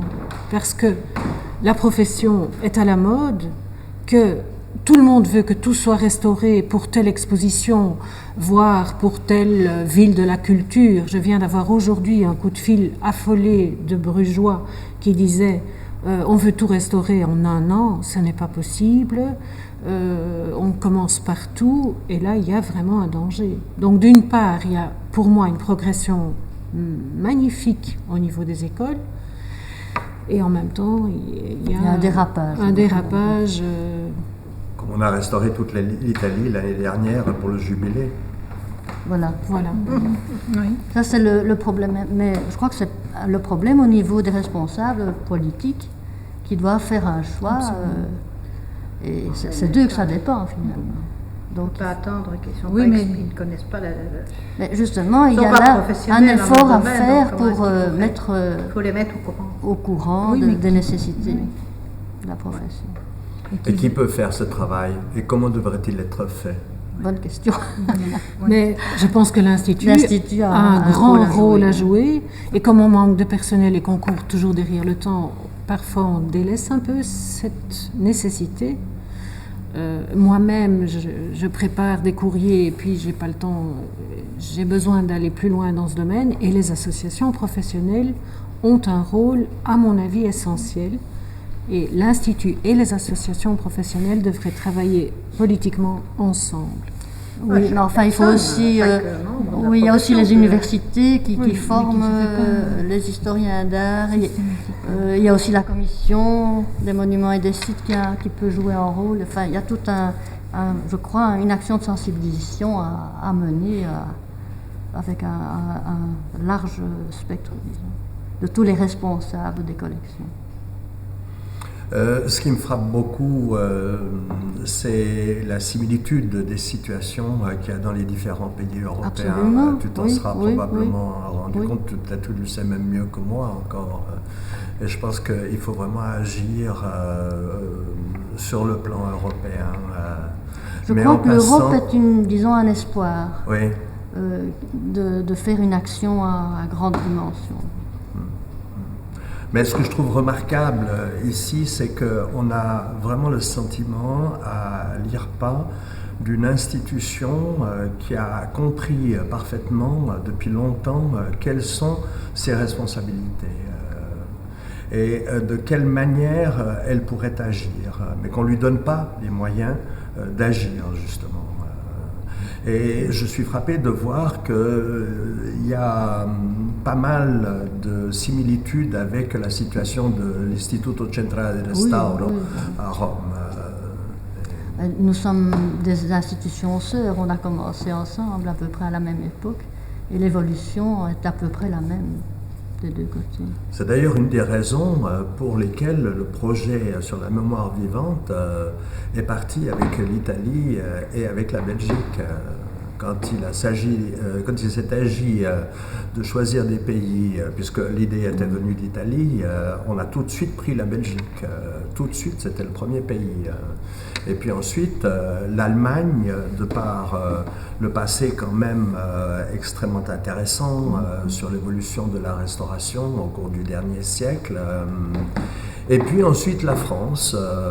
Parce qu'on a considéré que la France était une espèce de point de convergence entre les expériences faites dans les 3 autres pays déjà cités. Oui, nous avons énormément de contacts avec la France également, qui évolue un petit peu dans le même sens que nous, donc de créer un institut pluridisciplinaire. Alors que, oui. à l'ordre donc, du jour. Un meilleur, disons, ils essaient d'améliorer les contacts entre les laboratoires de recherche et la restauration. Donc ils en arrivent au même. Non, maintenant, il y a un institut central qui, disons, vise les mêmes buts que nous. Il y a une évolution parallèle. C'est entendre peut-être les jeunes professionnels qui sont ici pour qu'elles nous disent, en fait, à leur avis, quelle est la situation actuelle de la profession? Est-ce que vous êtes satisfaite de cette situation? Est-ce que vous pensez, malgré votre manque d'informations encore peut-être, ou votre manque d'expérience, ou votre jeunesse, je ne sais pas, quel est selon vous l'avenir de cette profession, ou quel est peut-être celui que vous espérez pour cette profession? Moi, personnellement, je suis restauratrice depuis une bonne dizaine d'années. J'ai été restauratrice indépendante pendant 9 ans. Ah oui. Et je me suis décidée à faire ce stage à l'IRPA pour peaufiner mes connaissances et réactualiser aussi mes connaissances. Parce que vous avez une formation artisanale ou bien... Non, j'ai été formée à la Cambre. Ah, à la Cambre. Ouais. Bon, et le travail sur le terrain est un peu différent en fonction des conditions, évidemment. Bon, moi, je travaille chez un restaurateur privé. Ça n'est pas du tout... Une petite entreprise. Oui, c'est une petite entreprise. C'est parfois un autre point de vue sur la restauration et on ne traite pas les tableaux toujours de la même manière que si on travaille pour un musée. Enfin, ça dépend un petit peu de la personne, du commanditaire du travail. Qui peut confiner à la rénovation? Parfois, oui, le propriétaire pousse, en fait, selon ses intentions. Bon, du marché d'art. On essaye de le convaincre, on essaye d'orienter un peu le travail et essayer de lui faire part de notre propre point de vue. Mais bon, tout ça, ça dépend un petit peu de la discussion qu'on a avec le propriétaire ou avec le conservateur du musée, quoi. Mais ceci dit, je trouve que c'est un métier vraiment merveilleux et l'important, c'est ça. Je ne sais pas si c'est toi. Ça, on est tous d'accord. On est tous d'accord. On s'épanouit dans son métier. Et bon, c'est sûr que la vie est parfois difficile. On est tous d'accord. Quand on est indépendant. Il n'y a pas ici de frustré. Je ne pense pas que ce soit frustrant. Non, ça existe. Il y a des frustrés de la peinture dans la profession. Non, mais ce que j'aimerais savoir, c'est en fait pourquoi vous faites un stage à l'IRPA. Moi, c'était certainement pour pouvoir profiter de l'entourage. En fait, toutes les spécialités sont réunies dans un bâtiment et on est entouré, épaulé par des gens qui ont une expérience incroyable. Et nous, bon, moi j'avais 30 ans quand je suis rentrée ici à l'IRPA, mais à 30 ans, et même avec 10 ans de métier, on est loin de savoir beaucoup de choses. Et avant d'être rentrée à l'IRPA, qu'est-ce que l'IRPA représentait pour vous? Quelle image faisiez-vous de l'IRPA? Pour moi, c'est un peu le sommet de la restauration. C'est tout à fait le sommet de la restauration. Parce En Belgique? En Belgique, peut-être. Même, il faut voir un peu. Enfin, je n'ai pas énormément d'expérience ailleurs, mais bon, c'était un rêve pour moi, hein, pouvoir aller au laboratoire ou discuter avec des gens comme Nicole, comme Myriam, comme Madame Masquelaine. Parce que vous pouvez discuter avec elle? Je pense qu'on peut discuter. Oui. Tous les mois, on a une réunion d'atelier. Ah oui? On fait un topo sur ce qui s'est passé durant le mois, les tableaux qui sont rentrés, les tableaux qui sont sortis. Et quand ça ne va pas, vous crachez le morceau? Oui, je moi pense. je pense. Oui. On fait un tour. En tout cas, c'est pour ça que j'organise les réunions, c'est que chacun dit ce qu'il a envie de dire. Parce que ces réunions ont été créées par toi, c'est une idée que... Oui, avant ça n'existait pas. Dès que tu as été, Oui, mais c'est nécessaire. dès que tu as été nommé, C'est vraiment tu une as mise au instauré point. ce système Oui, c'est très qui bien. n'existait pas avant. Oui. Alors Dominique dit que c'est très nécessaire. Mais oui, parce que c'est une mise au point et on discute de plein de choses. Avec qui? Eh bien avec les collègues immédiats, puisque ça se passe ici dans l'atelier. Et les scientifiques? Dans certains cas. Oui, moi j'aurais voulu que justement. Oui, mais enfin, j'aurais voulu que les labos aussi soient Oui, oui, Ça c'est plus dur. Oui. Et pour quelle raison? Parce qu'ils ont des tas de choses à faire. Ils n'ont pas le temps. L'excuse, ça c'est une excuse. Oui, C'est une excuse, je pense. Parce Mais j'aimerais que quand ils même sont- avoir une meilleure raison. Il doit y en avoir, non? Ah, ben ça. Non, je crois qu'ils sont tous disposés à venir, mais bon. Peut-être qu'ils doivent Ils le ont faire des- une fois. Et puis Non, après, mais ils vont prendre goût. On en a déjà Oui. Je sais qu'il y en a. Mais il faut bien dire que pour l'instant, enfin pendant de nombreuses années, on a eu un vide dans le domaine de l'étude des peintures Et ça, au c'est- laboratoire. Oui, mais c'est un problème de recrutement. C'est Dans un l'étude problème scientifique. Oui. et un problème de personnes. Et de personnes Oui. aussi. Oui. Parce que quand on parle d'interdisciplinarité, ça n'est pas toujours... La difficulté ne réside pas dans le fait que les gens ont une formation différente, mais dans leur caractère. C'est triste à dire, mais c'est comme ça. Bon, et aussi à l'État, quand quelqu'un s'en va, c'est très difficile de le remplacer. Donc on a des problèmes de recrutement.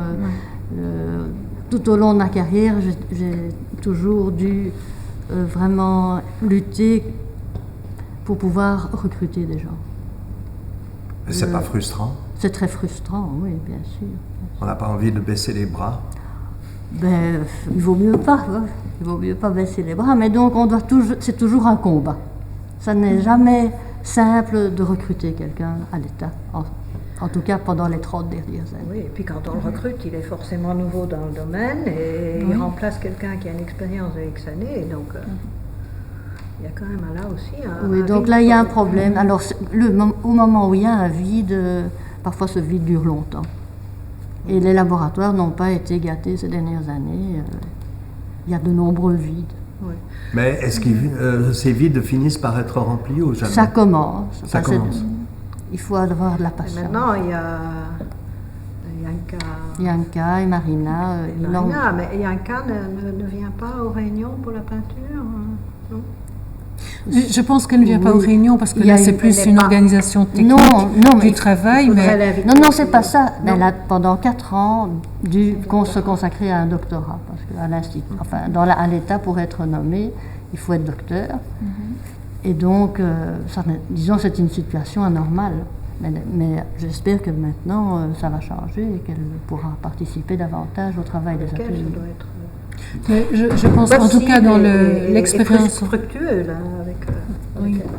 En sculpture, avec l'expérience que nous avions avec elle, elle travaillait, échanges elle sont ne très venait faciles. peut-être pas aux réunions, mais elle travaillait avec le restaurateur sur l'objet Oui, donc et la elle vient formation était chercher le finie. restaurateur pour voir au microscope toutes les études qu'elle fait. Et là, la liaison est parfaite entre le labo et la recherche sur les techniques et sur les objets. En parlant de doctorat, j'ai appris, avec satisfaction d'ailleurs, que tu avais demandé au chef de département qui qui sont à l'intérieur de l'IRPA de faire un doctorat. Et est-ce que c'est une obligation maintenant qui a été instituée par l'administration ou bien ça a toujours été. Donc, les universitaires, pour être nommés, doivent être docteurs. Ah voilà, c'est ça. Ouais. Et docteur... Parce que nous sommes dans une institution scientifique. Docteur en sciences ou docteur en histoire de l'art, en lettres. Bon. Et le doctorat en restauration est possible. Actuellement, ça n'existe pas. En Belgique, non. Mais je crois qu'on peut le faire maintenant. Enfin, c'est prévu dans les nouveaux décrets. C'est ça. Ça sera possible. Les hautes écoles pourront accéder au doctorat. Mais disons, les ponts avec les universités doivent encore être établis. Mais actuellement, bon, les restaurateurs qui deviennent docteurs, c'est en histoire de l'art. Alors je voulais peut-être vous demander votre opinion justement sur l'image que vous aviez de la restauration, si le fait d'être entré en restauration correspond à cette image, et si comment vous voyez l'avenir de cette profession. Au cours de mes études, c'est vrai qu'on est très fort poussé par un idéal de restauration et que je pense parfois on tombe un peu de haut quand on est au cours des stages qu'on peut faire avec des professionnels. Vous avez fait une maîtrise en sciences et techniques à la Sorbonne. Voilà, oui. Et donc cette formation est ponctuée de stages qu'on a trouvés nous-mêmes. Bon. Et l'année est assez théorique. Enfin, bon, la MST, il y a beaucoup de théorie de la conservation. Et c'est vrai qu'il y a un petit peu toujours ce balancement entre la réalité du métier et ce que moi j'appelle les idéaux qui sont...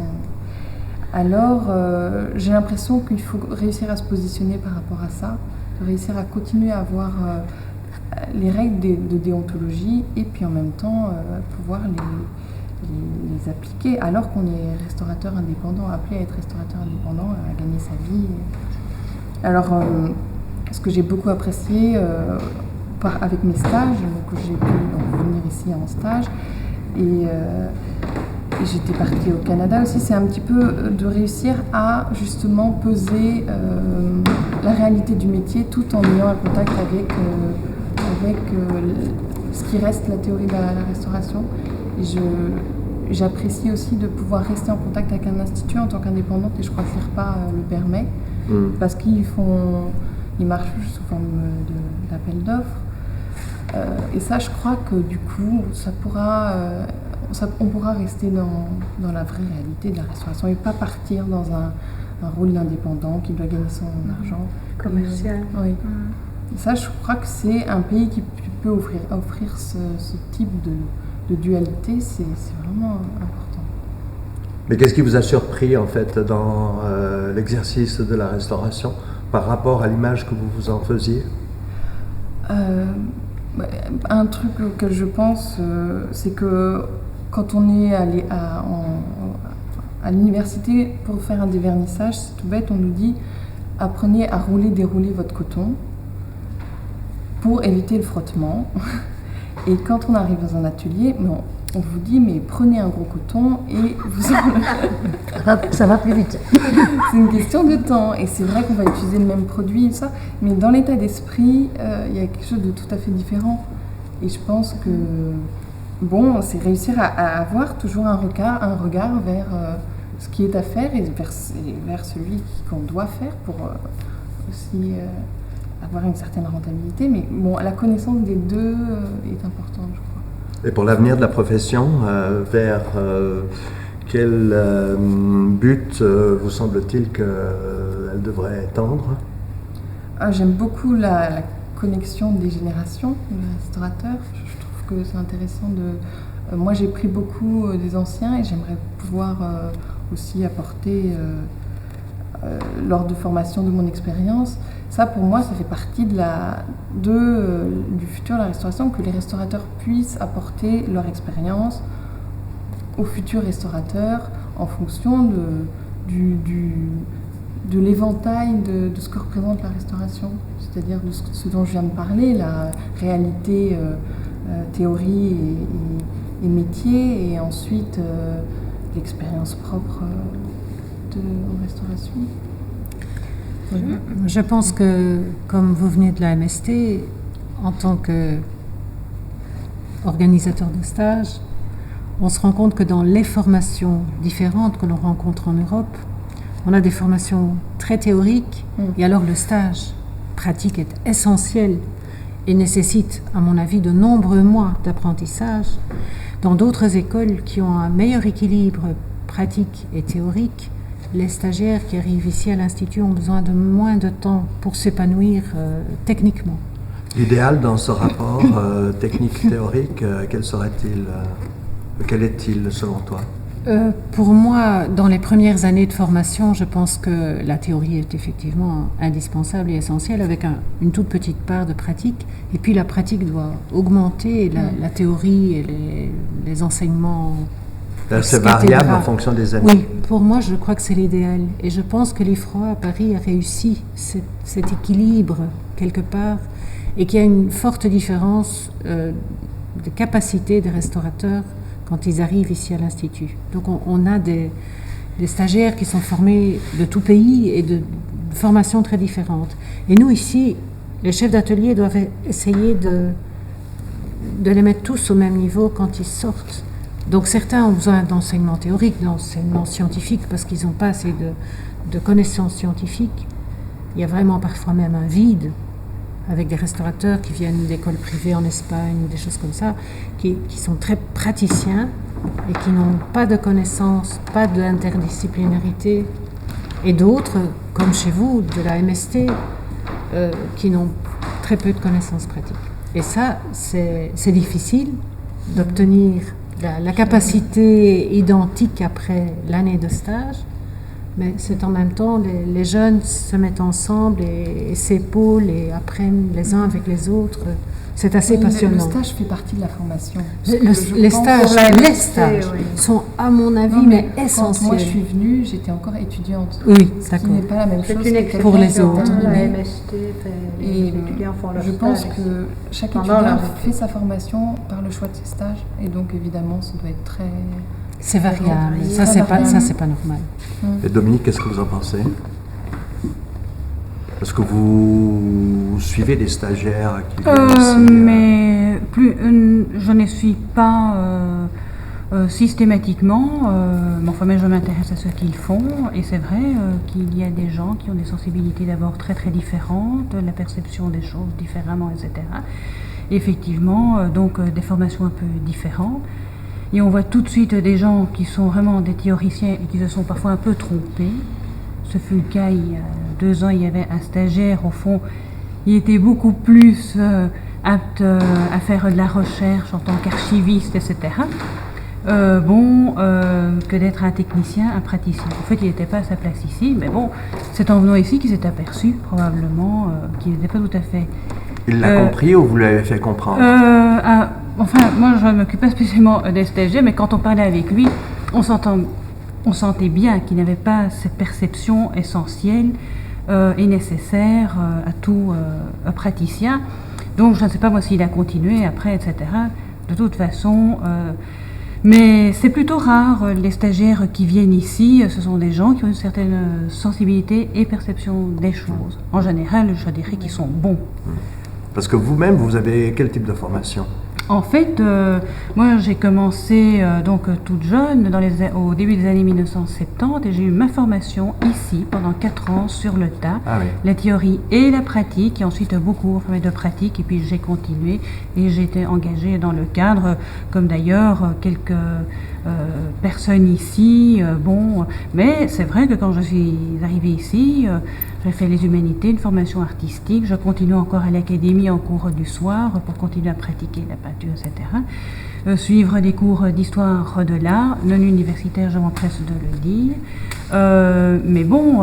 L'un dans l'autre, et puis, comme on l'a très bien dit il y a un quart d'heure, c'est toujours en s'intéressant qu'on alimente toutes ces connaissances, etc., en dialoguant, en s'intéressant.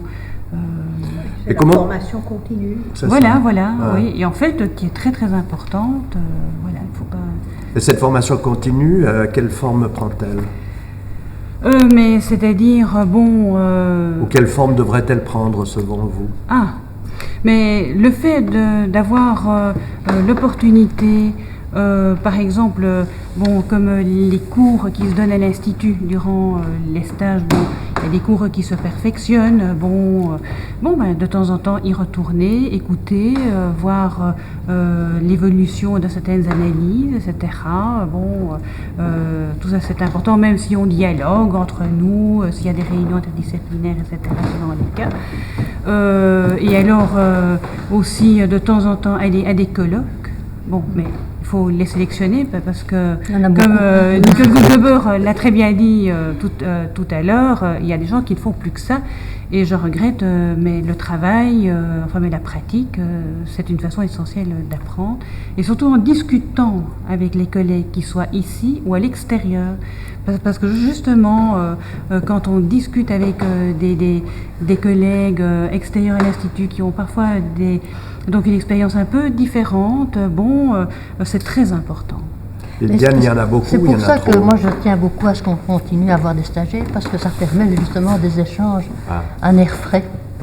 Ouais. Et en fait, les vieux apprennent autant que les jeunes, quoi. Oui, c'est un échange. C'est un échange. Oui, c'est une chose, je dois dire, qui m'a toujours frappé, cette volonté de la part de l'IRPA de maintenir la possibilité d'offrir ces possibilités de stage, et on ne trouve pas ça tellement facilement ailleurs.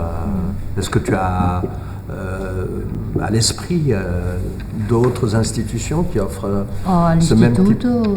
À l'Istituto Centrale del Stauro, d'accord. Et puis? Et je crois que maintenant en France aussi. Hein. Où? À Vesoul, je pense, qu'ils prennent des stagiaires. Oui, c'est un atelier privé. Oui. J'entends de la part d'une institution comparable à au laboratoire central, ils ont des stagiaires. Oui.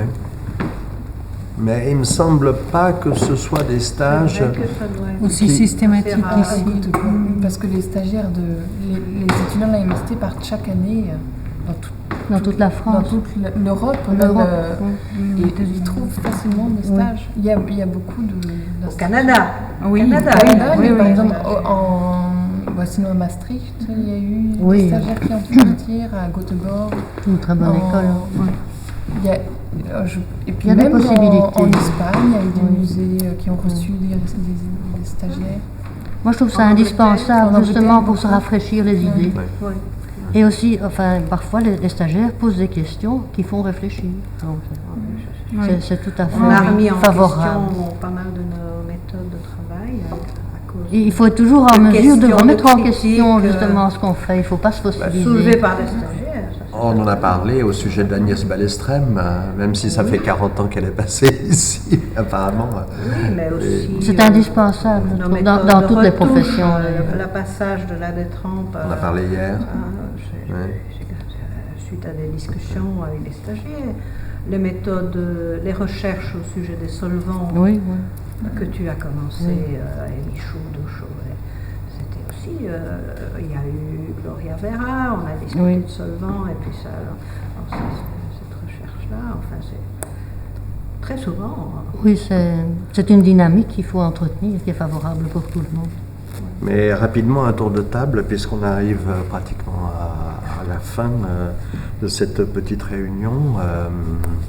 Et j'aimerais savoir si on peut faire fortune avec la restauration. Bon, fortune, moi je dirais non, mais on peut en vivre correctement, mais les gens qui s'imaginent devenir riches, gagner des millions, etc., rien qu'avec la restauration, si donc on l'applique dans un contexte éthique et déontologique correct, j'ai pas l'impression. Maintenant, il y a toujours des gens qui s'arrangent pour faire du commercial. Bon, mais personnellement, moi, je n'en connais pas qui soient milliardaires en faisant de la restauration, quoi. Bon. Je pose cette question parce que chaque fois que je rencontre des personnes auxquelles je dis que je suis restaurateur, j'ai toujours l'impression qu'ils ont dans la tête une image toute faite de ce qu'est le restaurateur ou la restauratrice, et que le fait même qu'on travaille sur des œuvres de valeur implique qu'on gagne beaucoup d'argent. Ah oui. Oui, mais ça a toujours été comme ça. Oui, mais ça a toujours été comme ça, le nombre de gens qui nous téléphonent, parce que la petite jeune fille va terminer ses études, oui, mais elle doit gagner sa vie, bien gagner sa vie, etc. Alors, on leur explique un peu toute la complexité du métier et également de l'environnement aussi et des exigences. Mais les gens croient effectivement qu'on gagne vite beaucoup d'argent et qu'on ne doit pas apprendre très très longtemps, que ça se fait très vite et très bien et on devient très riche. C'est une illusion, bien entendu. Et est-ce que dans l'avenir, peut-être, cette profession permettra de faire fortune? Puisque, en fait, l'une des questions que je voulais vous poser, c'était l'avenir de la profession. Ma question est bateau, mais j'aimerais que, rapidement, vous me disiez comment vous voyez l'avenir de la profession. Pour moi, l'avenir est quand même peut-être plus intéressant que précédemment. Pourquoi? Parce que les associations et les institutions sont à ce jour obligées, au niveau européen, de réaliser et de faire réaliser des devis concurrentiels entre les professionnels, que dès lors on se rend compte qu'on ne travaille plus un petit devis rapidement mis comme ça. Non, il faut penser à tout. Il y a des règles actuellement. On doit penser à faire payer l'échafaudage, les casques, les protections, les choses vraiment professionnelles. On a donc besoin d'établir des règles de prix uniformisées. Il n'y en a plus, je pense, ça existe évidemment encore, mais un restaurateur qui pour une heure de travail va demander quelques centaines de francs et juste à côté, 2 ateliers ou 2 rues plus loin, quelqu'un qui demande 10 fois le prix. Précédemment, le métier étant peu connu, non reconnu, c'était parfois à la tête du client. Et effectivement, certains restaurateurs se sont enrichis d'une manière mauvaise et illicite par rapport aux Est-ce qu'il ne devrait pas y avoir un tarif horaire minimum? Moi, je pense qu'actuellement, on arrive à une uniformisation tout à fait correcte, qui peut être mauvaise aussi, parce qu'on peut avoir besoin d'un excellent restaurateur pour un tableau de toute grande qualité. Non, mais je parle d'un tarif horaire minimum. Oui, ça, il faut absolument. Et je pense que ça existe chez nous et dans notre pays. Et il y a une uniformisation, excusez-moi, qui s'établit lentement.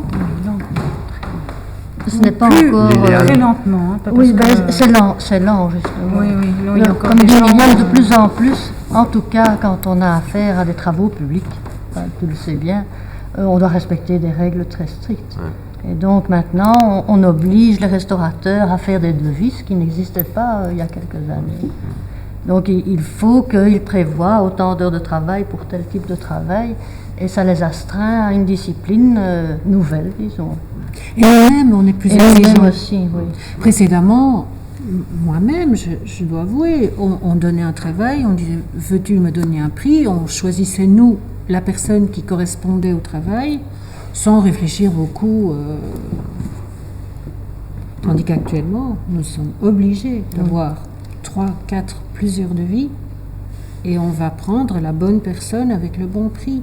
Et je pense qu'il y a moyen de gagner sa vie d'une manière plus régulière et plus correcte. Marianne, l'avenir de la profession? Je pense qu'on va devenir, je trouve qu'on devient de plus en plus solidaire entre collègues, certainement par le biais de l'association professionnelle des restaurateurs. Ça marche en Belgique? Je pense que ça marche. Cas, mais ça marche. Ce n'est jamais facile, ce genre de choses. Ça prend du temps. Mais très lent. Le fait de se regrouper, on se connaît, on se rencontre régulièrement, on discute. Je pense que ça ne peut être qu'une bonne chose. L'avenir de la France, l'avenir de la profession en France, pour l'avenir de la France. Non, moi, il y a une chose qui m'interpelle assez, c'est ce qui se fait parfois en France, c'est l'association de plusieurs restaurateurs indépendants, mais de différents domaines. Je trouve ça très intéressant de pouvoir, restaurateur de papier qui s'installe avec un autre de sculpture et un de peinture. Oui, ça se fait ici aussi. Oui. Des coopératives à l'italienne, c'est ça? Oui, ça évite la concurrence, c'est simplement une richesse. C'est très bien. oui. Et on va demander son avis pour terminer à Nicole. Sur l'avenir de la profession? Ouais. Eh bien, oui, je crois qu'il y a quand même beaucoup de progrès. Tu es optimiste? L'enseignement, oui, dans l'ensemble, oui. Oui. Je crois que les restaurateurs sont mieux formés, qu'il y a moins de... Bon, contrairement à ce que... Enfin, je ne suis pas dans la situation que Myriam, je n'ai pas ces contacts avec tous ces gens qui prolifèrent, là, qui sortent d'écoles un peu bidons, fantaisistes, mais il y a quand même pas mal de jeunes restaurateurs bien formés qui sont sur le marché. Et pour les travaux publics, je crois que c'est eux qui sont mis en compétition et qui ont des travaux importants. Et puis je vois que dans les musées, les grands musées, ben, les restaurateurs qui sont employés sont souvent des restaurateurs qui sont passés par ici, qui ont une formation au départ et qui ont complété par une formation ici. Et je pense que ça, c'est quand même beaucoup mieux, c'est un progrès. Merci à toutes, et en particulier à Nicole, que j'ai mis pendant 2 jours sur le grill. Merci.